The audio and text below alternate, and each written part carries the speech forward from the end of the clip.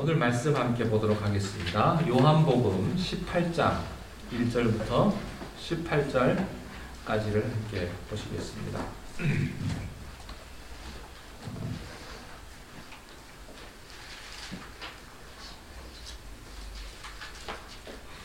요한복음 18장 1절부터 11절 말씀까지입니다.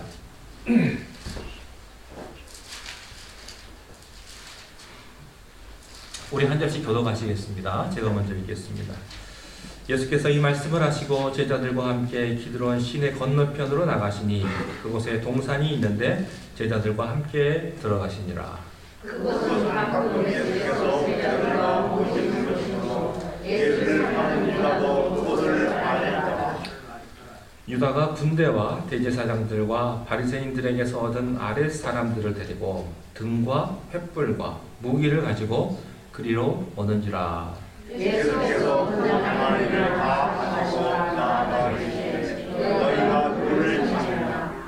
대답하되 나사렛 예수라 하거늘 이르시되 내가 그니라 하시니라. 그를 파는 유다도 그들과 함께 섰더라.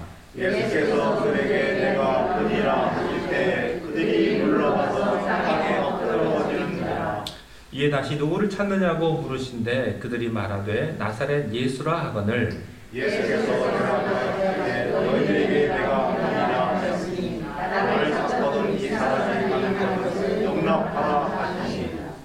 이는 아버지께서 내게 주신 자 중에서 하나도 잃지 아니하였사옵나이다 하신 말씀을 응하게 하려 함이로라. 이에 시몬 베드로가 불이 가자심에 그것을 메어 대제사장의 손을 쳐서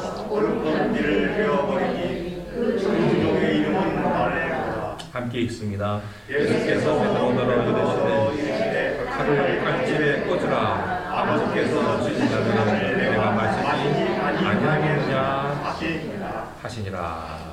아멘.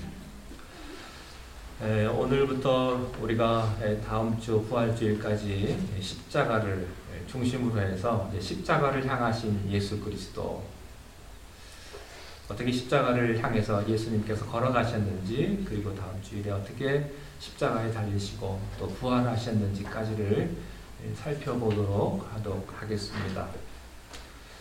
예수님께서는 성경에 보면은 끊임없이 기도하시는 모습을 볼 수가 있습니다. 새벽 미명에 기도하셨습니다. 또 밤이 맞도록 기도하셨습니다. 그리고 산에 홀로 가셔서 기도하셨습니다. 예수님의 생애는 병 고치는 것도 있지만 다른 한편으로는 기도하시는, 그러니까 병 고치는 예수님, 말씀을 전하시는 예수님, 그리고 기도하시는 예수님, 이런 모습을 볼 수가 있습니다. 예수님은 십자가를 지실 때 다른 거 하지 않았습니다. 기도하셨습니다. 저는 여러분들이 고난 중에, 특별히 참 어려운 고난 가운데 있을 때, 또 병 중에 있을 때, 또 위기 속에 있을 때, 또 앞이 보이지 않을 때 여러분들이 기도를 붙잡게 되시기를 축원합니다. 여러분의 근거가 흔들리고 여러분의 마음이 흔들릴 때 여러분 기도할 수 있게 되시기를 바랍니다. 기도하면 삽니다. 기도하면 살아요. 기도하지 않으면 죽습니다. 이것을 예수님이 너무나 잘 아셨어요. 자, 예수님이 기도하셨는데 왜 예수님이 기도하셨을까? 궁금하지 않으셨습니까? 저는 좀 궁금했어요. 왜 예수님이 기도하실까? 그 이유는 예수님이 하나님이신데, 예수님은 기도를 받으시는 분이시고 예수님은 기도를 응답해 주시는데 왜 예수님이 기도하셨을까? 왜 그렇게 기도를 열심히 하셨을까? 했냐는 겁니다. 대답은 간단합니다. 예수님께서 인간의 몸을 입고 이 세상에 왔을 때 끊임없이 하나님과 교통하기 위하여, 그것은 기도라는 방법 외에는 없었다고 하는 사실입니다. 그래서 예수님께서는 끊임없이 기도하신 것입니다. 그가 하나님이셨지만, 그가 하나님의 아들이셨지만 예수님 자신이 기도하셨습니다. 예수님에게 있어서 기도는 호흡이었고 하나님을 의식하는 것이었고 또 기도는 하나님과 동행하는 삶을 의미하는 것이었습니다. 따라서 누구든지 누구를 막론하고, 여러분 예수님도 기도하셨는데 우리야 뭐 두말할 나위도 없습니다. 우리도 기도할 수 있게 되시기를 바랍니다. 여러분이 아무리 믿음이 좋고 아무리 오래 예수를 믿었다고 하더라도 기도하셔야 합니다. 기도하셔야 됩니다. 여러분, 믿으면 믿을수록, 우리가 깊이 들어가면 들어갈수록 필요한 것은 기도입니다. 여러분, 오래 살았다고 밥 안 먹어요? 오래 살았어도 밥 드셔야 돼요. 하루 세 끼 꼬박꼬박 챙겨 드셔야 건강한 것처럼, 우리가 예수를 아무리 잘 믿고 신앙생활 아무리 잘해도 우리가 꼬박꼬박 밥 먹고 건강해지는 것처럼 우리가 기도를 해야 우리가 영적으로 건강한 신앙생활을 할 수 있다고 하는 사실입니다. 기도는 호흡처럼 하나님과 호흡하는 것입니다. 하나님과 교통하는 유일한 방법은 기도다. 이렇게 말할 수 있어요. 기도하지 않는 사람은 예수님의 자녀가 아니다. 이렇게 말할 수도 있어요. 자, 오늘 본문 18장 1절 말씀을 함께 읽음으로 오늘 말씀을 시작하겠습니다. 1절을 함께 읽겠습니다. 시작. 예수께서 말씀하시고 여러분과 함께 기도하시며 나가시니 그곳에 인간이 있는데 제자들과 함께 들어가시니라.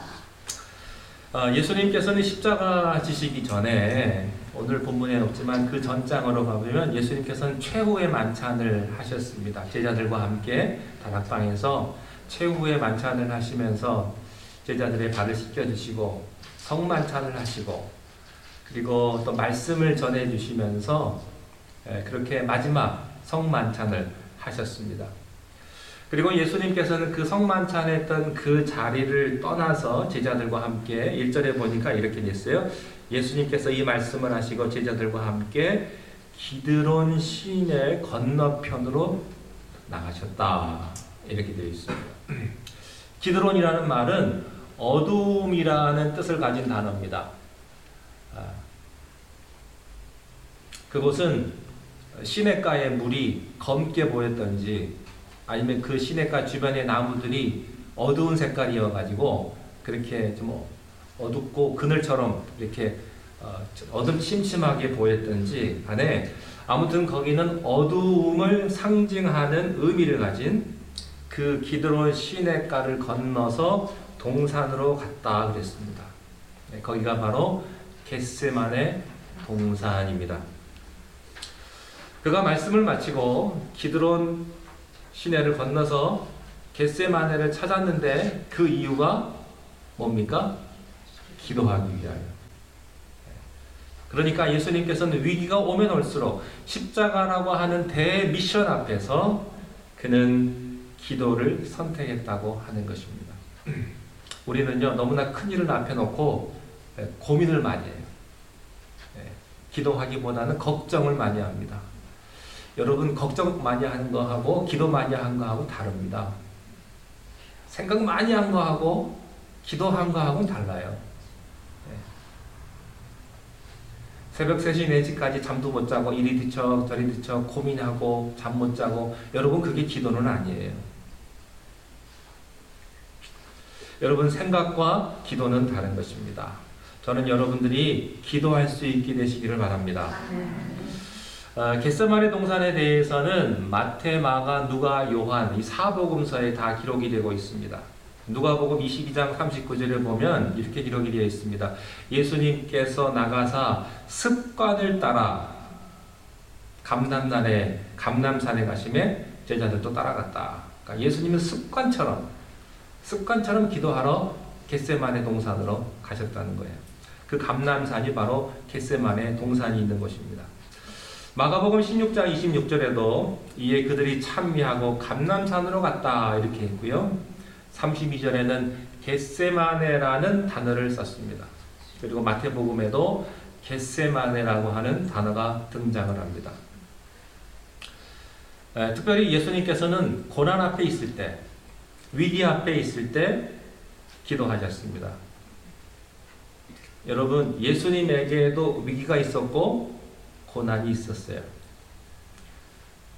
그런데 하물며 우리들이야 여러분 인생에 있어서 고난과 위기가 없는 사람 어디 있어요? 있지요? 죽은 사람. 죽은 사람은요 고난과 위기가 없어요. 그러나 살아있는 모든 사람들은요 고난과 위기가 있다고 하는 사실입니다. 사람은 다 자기 나름대로의 고민이 있고 다 자기 나름대로의 십자가가 있어요.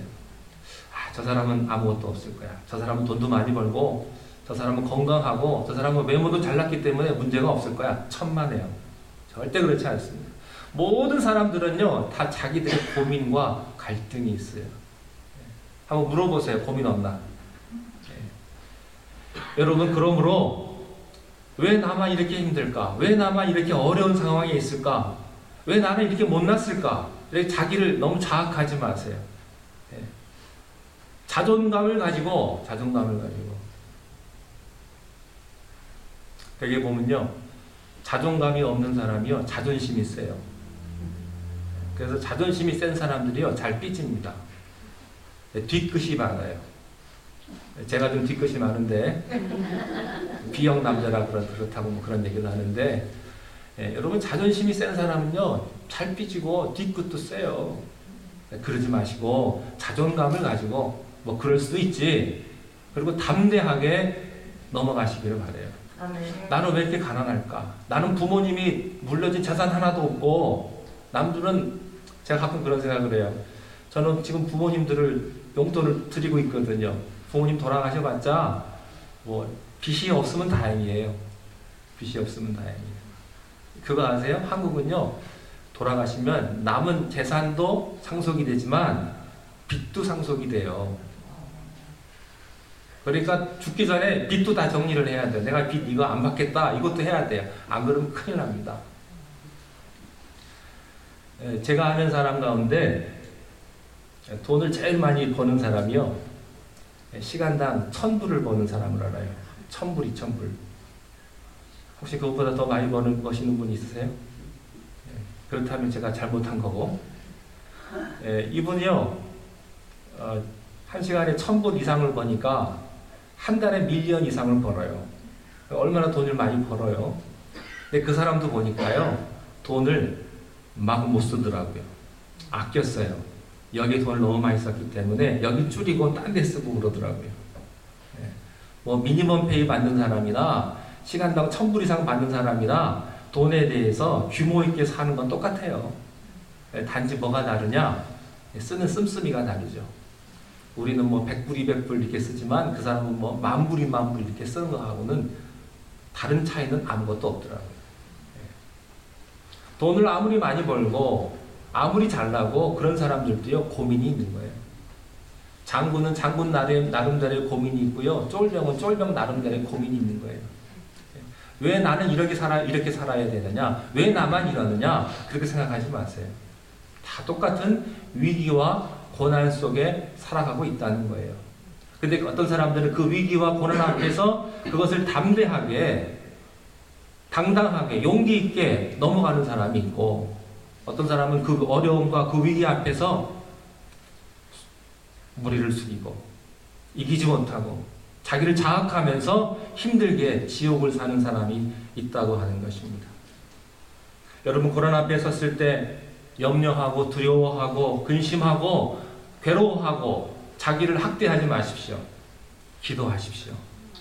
병들었을 때, 실패했을 때, 절망했을 때, 여러분, 기도는 여러분을 살리는 중요한, 아주 중요한 하나님의 방법인 것입니다. 자, 18장 2절로 넘어가겠습니다. 2절을 함께 읽겠습니다. 시작.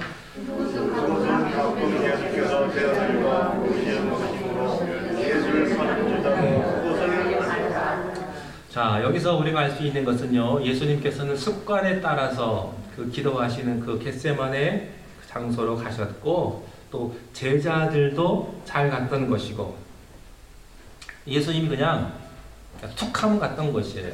그러니까 누구도 알아요?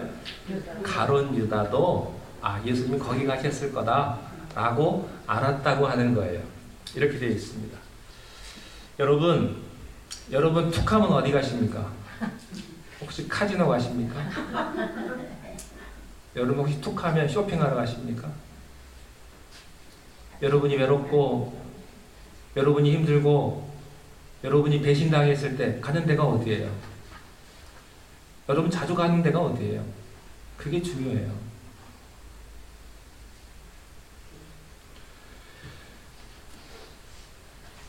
여러분, 예수님은 확실했어요.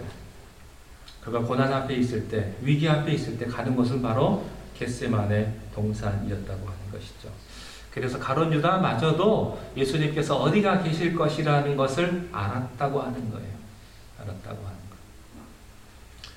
저는 여러분의 집에 기도방 하나 정도 있게 되시기를 바랍니다. 기도방. 뭐 방이 없으니까 어디 뭐 하나 장소에다가 쿠션 하나 갖다 놓으세요. 그리고 아무도 없을 때 내가 거기서 무릎 꿇고 내가 기도한다. 뭐 기도하지 않아도 돼요. 그냥 그런 데만 있어도 위로가 돼요. 위로가. 내가 거기 하나를 만들어 놓고 마치 겟세마네 동산처럼 내가 그것을 만드는 거예요. 그리고 내가 힘들고 내가 지치고 내가 기도가 필요할 때 그곳에 가서 내가 하나님 앞에 기도한다. 그런 장소를 여러분 꼭 하나씩 만들 수 있게 되시기를 바랍니다. 내가 외롭고 힘들고 부부싸움하고 내 가족하고 갈등이 생길 때 내가 가서 무릎 꿇고 기도할 수 있는, 집에서도 그런 겟세마네 동산이 필요해요. 자, 가룟 유다는 예수님께서 어디 있는지 알았습니다. 예수님께서 12살 때 누가복음에 보면은 부모님과 함께 예루살렘을 방문을 했는데 예수님하고 헤어졌어요.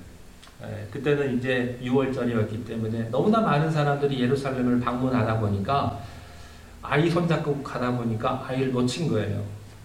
여러분 혹시 여러분의 자녀를 잃어버린 적 있으십니까? 부모님이 얼마나 황당합니까? 당황을 합니까? 그죠? 그래가지고 예수님의 부모님이 예수를 찾으려고 암만 찾아봐도 예수님이 없는 거예요. 찾다가 안 돼가지고 이제 성전으로 갔습니다. 성전에 갔더니 예수님께서 그곳에 계신 거예요. 그래서 부모님이 예수에게 어린 예수님에게 너는 왜 이렇게 날 힘들게 했냐고 어디가 있었냐고 이야기를 하니까 예수님께서 아주 유명한 말씀을 하시죠. 그 말씀이 이렇게 돼 있어요. 누가복음 2장 49절에 어찌하여 나를 찾으셨나이까? 내가 내 아버지 집에 있어야 될 줄을 알지 못하셨나이까? 부모님이 한 방 맞은 거예요. 교회 같지요. 교회 같지요. 저는 여러분들이 교회 오면 만날 수 있는 분들 되시기 바랍니다. 어디 카지노 갔더니 그 사람이 있더라. 그게 아니고 내가 교회 갔더니 그 사람이 있더라. 여러분 교회라는 데는요 일이 없어도 가는 데가 교회입니다. 그냥 가. 왜 가 교회? 그냥 가. 여러분 이 교회 주변에 사시는 분들 왔다 갔다 교회도 오십시오. 우리 목사님도 교회에 계시니까 아무 때나 오셔가지고 문 열어달라고 그러고 오셔서 여기서 기도하시고 또 몇몇 분 모이셔가지고 도시락도 까먹고 얼마나 좋아요? 특별히 고난당할 때 엎드려 기도할 수 있게 되시기를 바랍니다. 야고보서 5장 13절에 이런 말씀이 있습니다. 너희 중에 고난당하는 자가 있느냐? 기도할 것이요. 즐거워하는 자가 있느냐? 찬송할지니라. 여러분 기도는 고난을 극복하게 하는 하나님의 능력입니다. 아멘. 기도하면 고난이 쉬워집니다. 기도하면 고난이 빨리 끝납니다. 그래서 찬송이 나오는 것입니다. 자, 다음 우리 3절과 4절 말씀을 함께 읽겠습니다. 시작. 유다와 군대와 그의 대전과 아리새에게서는 아랫 사람들을 내지고 등과 횃불과 무기를 가지고 그리로 오는지라. 예수께서 그 당할 일을 다하시고 나아가 이르시되 너희가 누구를 찾느냐 이렇게 예수님께서 말씀을 하십니다. 가룟 유다가 로마 군대들을 데리고 등과 횃불과 무기를 가지고 예수님을 잡으러 나타났습니다. 예수님께서는 이 모든 상황을 다 알고 계셨어요. 이 모든 일들을 다 아셨습니다. 여러분 알면 쉽고요, 모르면 어려워요. 고난이 올 걸 알면 대비합니다. 근데 고난이 어려운 것은요, 당할 줄 모르고 갑자기 당하니까 어려운 거예요. 준비된 고난은 어렵지 않습니다. 준비되지 않은 고난이 어려운 거예요. 가룟 유다가 자신을 배신할 줄 예수님은 미리 아셨어요. 참 예수님의 위대함이에요. 가룟 유다가 조금 후에 나를 배신할 줄 알면서도 가룟 유다와 함께 떡도 드시고 포도주도 드시고 심지어 그의 발도 씻겨주셨어요. 우리 같으면 그렇게 하겠어요? 저놈이 나중에 날 배신할 놈인데 내가 그 사람하고 같이 밥 먹게 됐냐고요. 예수님은 거기에 개의치 아니하시고 계획대로 일정대로 그 모든 일들을 행하셨습니다.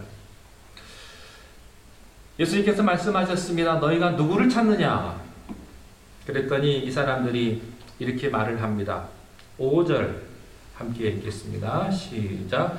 대답하되 나사렛 예수라 하거늘 이르시되 내가 그니라 하시니라. 그를 방문이라도 그들과 함께 너희가 누구를 찾느냐? 그러니까 우리가 찾는 사람은 나사렛 예수입니다. 예수님께서 그 나사렛 예수가 바로 나다 이렇게 말씀을 하세요. 그때 유다도 함께 있었습니다. 자, 여기서 우리가 발견하는 것은 뭐냐면요. 자, 많은 사람들이 등과 횃불과 무기를 가지고 왔어요.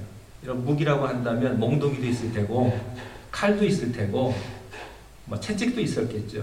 그런 것들을 가지고 지금 예수님에게 온 겁니다. 군대들과 하속들이 팀을 짜가지고 예수님을 잡으러 왔는데 분위기를 보면 모르겠습니까? 예수님이 딱 분위기 보면 잡으러 왔구나 다 알죠. 뭐 놀러 왔겠어요? 그 시간에 겟세마네 동산에. 그렇지 않죠. 그런데도 예수님께서는 그들을 보시고 전혀 동요하지 아니하시고 누구를 찾습니까? 나사렛 예수 찾습니다. 그가 바로 납니다. 여기서 발견하는 건 뭐예요? 예수님의 여유예요. 여유. 고난 앞에 선 여유. 위기 앞에 선 자유함.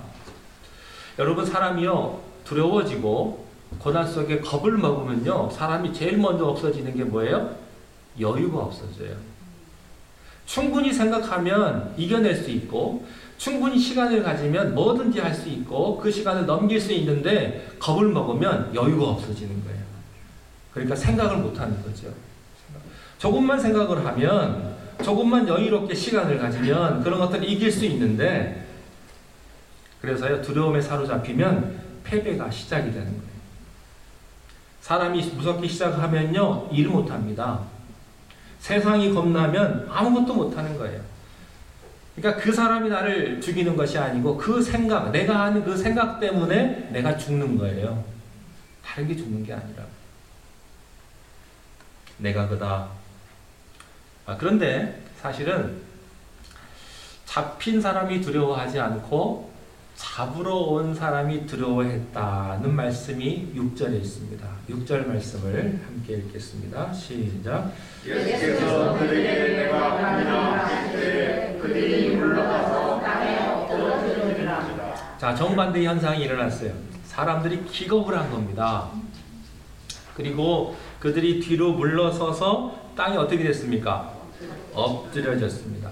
예수님의 영적 권위 앞에, 예수님의 카리스마 앞에 그들이 엎드린 것입니다. 여기서 발견하는 건 무엇이냐면요, 기도하는 사람에게는 영적 권위가 있다 하는 거예요. 누구든지요, 기도 많이 한 사람은요, 그 사람 앞에 딱 서면 영적 권위 앞에 눌립니다. 근데 기도 안 하는 사람은 그런 게 없어요.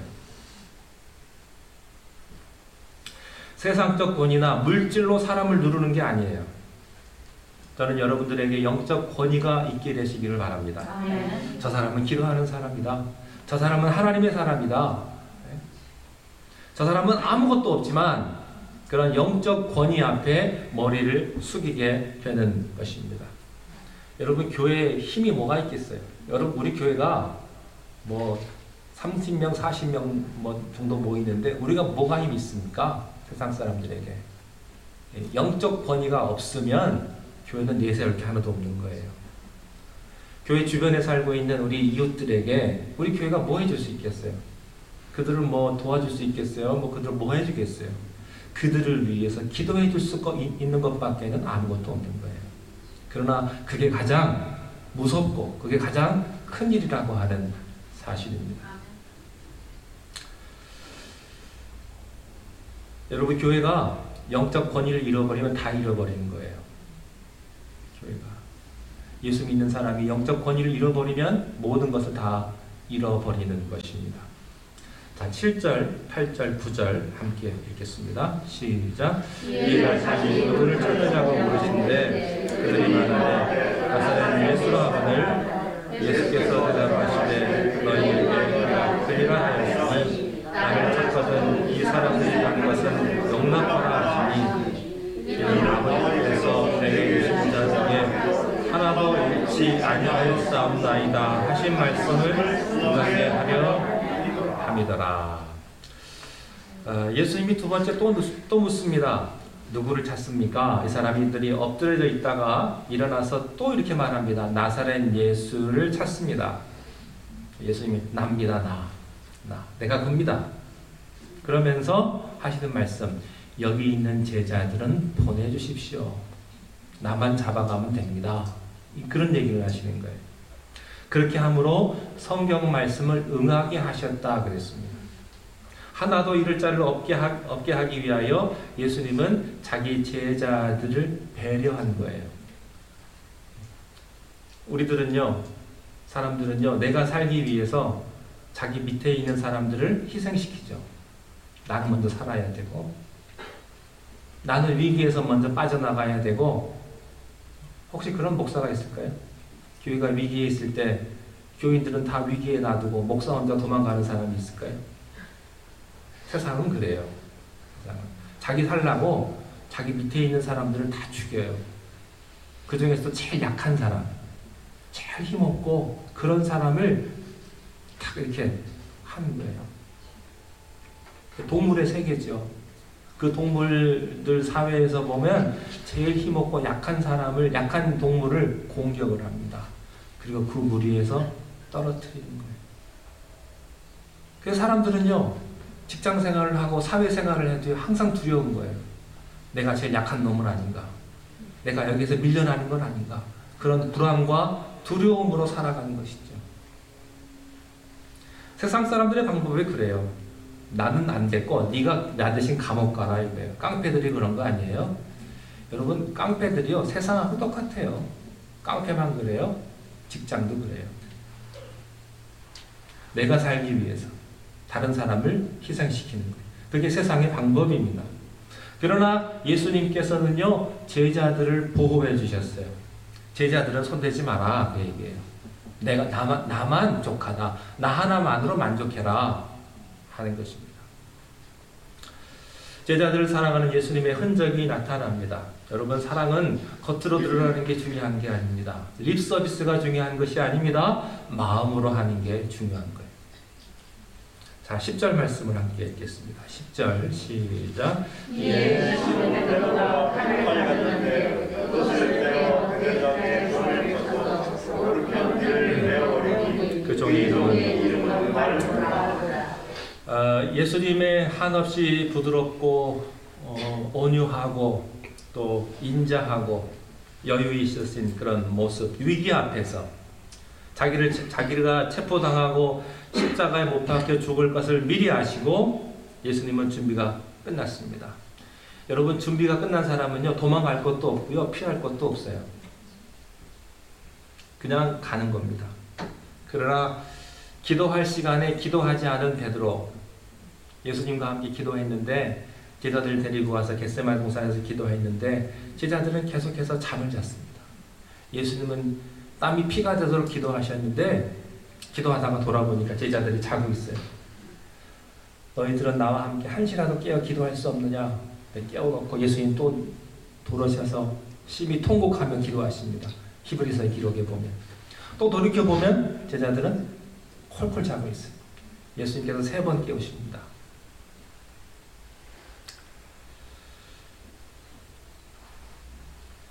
그런데 땀이 피가 되도록 기도한 예수님은 위기 앞에 흔들리지 않았고, 기도할 시간에 잠만 쿨쿨 잤던 사람은요, 위기 앞에서 충동적인 행동을 하게 됩니다. 충동적 행동이 믿음은 아니다 하는 것입니다. 여러분, 이런 사건이 벌어졌을 때 베드로가 어떻게 했습니까? 충동적으로 갖고 있던 칼을 빼가지고. 베드로가 왜 칼을 갖고 다녔을까? 그 당시에 열심당원들은요, 베드로가 열심당원이었던 것으로 보여요. 열심당원들은 항상 몸에 칼을 차고 다녔습니다. 베드로는 열심당원이었기 때문에 허리에 항상 칼을 차고 다니다가 그 순간 충동적으로 그가 칼을 빼가지고 말고의 귀를 자른 거예요. 근데 재밌는 게 성경은 그냥 뭐 칼을 쳐서 귀를 잘랐다 그러지 않고 분명히 어느 쪽 귀인지를 가르쳐 줬어요. 어느 쪽 귀예요? 오른쪽 귀예요. 예수님께서 십자가에 돌아가셨을 때 두 강도가 있었죠. 오른쪽 강도입니까? 왼쪽 강도입니까? 그런 얘기 없어요. 그냥 한편 강도라고 그랬어요. 그러니까 오른쪽인지 왼쪽인지 몰라요. 근데 여기서는 오른쪽 귀라고 이야기를 했습니다. 그리고 그 이름까지 기록하고 있습니다. 말고다. 이 사건이 그 당시에 굉장히 충격적이고 상징적인 사건이었기 때문에 이렇게 자세히 기록한 것 같아요. 베드로는 참 충동적이고 인간적이고 마치 우리와 같은 그런 베드로입니다. 여러분 기도 안 하면요 혈기가 납니다. 혈기 부립니다. 혈기 부리는 사람은요 기도 안 하는 사람이에요. 기도하는 사람은 절대 혈기 부리지 않습니다. 그리고 기도 안 하면 충동적인 행동을 합니다. 그리고 기도하지 않으면 준비하지 않았던 말을 합니다. 그게 베드로예요. 자, 말고가 생각해 보세요. 이제 앞에 왔는데 그 사람의 귀를 잘라야지 하고서 귀를 잘랐겠습니까? 어떻게 했을까요? 머리를 쳤겠죠. 그런데 그 당시 로마 군병들은 머리에 뭘 썼어요? 투구를 썼기 때문에 이 칼이 비껴간 거예요. 그래서 머리에서 비껴서 오른쪽 귀가 잘려버린 것이죠. 근데 한번 생각을 해보세요. 베드로가 오른손잡이면 왼쪽 귀를 자르는 게 쉬울까요? 오른쪽 귀를 자르는 게 쉬울까요? 왼쪽 귀를 자르는 게 쉽죠. 근데 오른쪽 귀를 잘랐단 말이에요. 이것은 무엇을 의미할까요? 베드로가 왼손잡이일 가능성이 많았다. 그런 이야기예요. 아니면 그 말고가 도망가는데 뒤에서 쳐가지고 아무튼 베드로는 왼손잡이일 확률이 더 많습니다. 그 왼손으로 칼을 쳐가지고 말고의 귀를 잘랐습니다. 자, 그런데 예수님께서 11절에 베드로의 행동을 보고 다음과 같이 말씀을 하십니다. 마지막 11절입니다. 시작. 예수께서 베드로로 이르되 칼을 펼치되 꽂으라. 내가 마시지 아니하겠느냐. 여러분 칼은 어디에 있어야 됩니까? 칼집에 있어야 합니다. 그래서 리더십에 있어서 칼과 칼집이라는 말은 중요한 거예요. 칼이 칼집에 있을 때 더 힘이 있는 거예요. 그거 아세요? 무력은 사용하면 할수록 그 무력은 줄어드는 거예요. 여러분이 다른 사람과 대화할 때 어떤 사람이 무서운 사람인 줄 아세요? 감추고 있는 게 무서운 거예요. 내 걸 막 쏟아내는 게 무서운 게 아니라고요. 여러분 칼은 예리하지만 칼은 칼집에서 나오면 칼은 위험합니다. 사람을 다치게 합니다. 그래서 칼집에 항상 꽂고 다녀라 그런 얘기가 있습니다. 예수님께서 다시 칼을 칼집에 넣으라 그랬습니다. 그리고 예수님께서 이렇게 말씀하세요. 아버지께서 주신 잔을 내가 마시지 아니하겠느냐. 이 말은 무슨 말이냐면요. 내가 한다는데 왜 네가 막냐 그런 이야기예요. 여러분 내가 하겠다는데 누가 말려요? 내가 봉사하고 내가 하나님의 일을 하겠다는데 누가 말릴 수가 있겠습니까? 자, 그런데 이 기록이 또 너무 중요해가지고 사복음서 마태, 마가, 누가, 요한복음에 다 기록이 되어 있습니다. 이 얘기들을 종합해보면 한 세 가지로 우리가 알 수가 있습니다. 첫 번째는 하나님의 진리와 하나님의 뜻은 허물로 이루어지지 않는다. 하나님의 나라는 칼로 만들어지지 않는다. 칼이란 무슨 말일까요? 권력, 돈, 혈기, 인간적인 생각, 열정 이런 거예요. 이런 것으로는 하나님의 나라는 세워지지 않는다. 세상의 권력은 모두 다 이런 것들을 사용합니다. 그러나 예수님의 생각은 칼로 된 것은 없다.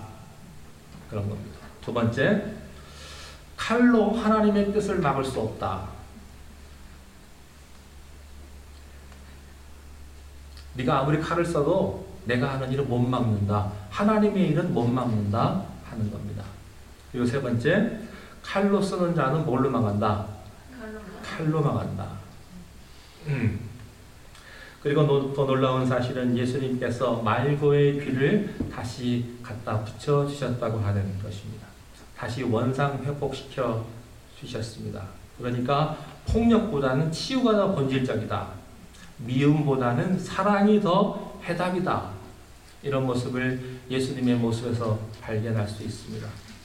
칼을 쓰는 자는 칼로 망할 거다. 여러분이 누군가를 미워해 보십시오. 그 미움이 언젠가는 독이 돼서 여러분에게 오게 될 것입니다. 그러므로 그 그 악순환을 끊는 고리는 뭐예요? 여러분이 아무리 미운 사람이 있고 여러분에게 해코지한 사람이 있어도요, 그냥 불쌍하게 생각하는 거예요. 불쌍하게. 원수를 사랑하라. 원수를 어떻게 사랑해요? 미워하지 않으면 다행이지. 오리를 가자 그러면 어떻게 심리를 가요? 겉옷을 달라 그러면 어떻게 속옷까지 벗어줘요? 네. 쉽지 않은 일이에요. 그러나 그것이 해결책이라고 하는 사실입니다. 여러분, 세상적으로 나를 이렇게 힘들게 하는 사람을 보면요, 보복하고 싶어요. 복수하고 싶어요. 근데 사람들은 그러죠. 내가 복수는 안 해도 내가 그 사람 꼴 보기는 싫다. 내가 그 사람 살고 있는 데는 근처도 안 가겠다. 쳐다도 안 보겠다. 네, 그렇죠. 여러분, 이런 것들은 소극적인 방법입니다. 사랑해라 이렇게 말씀하십니다. 그가 배고프면 먹을 것을 줘라.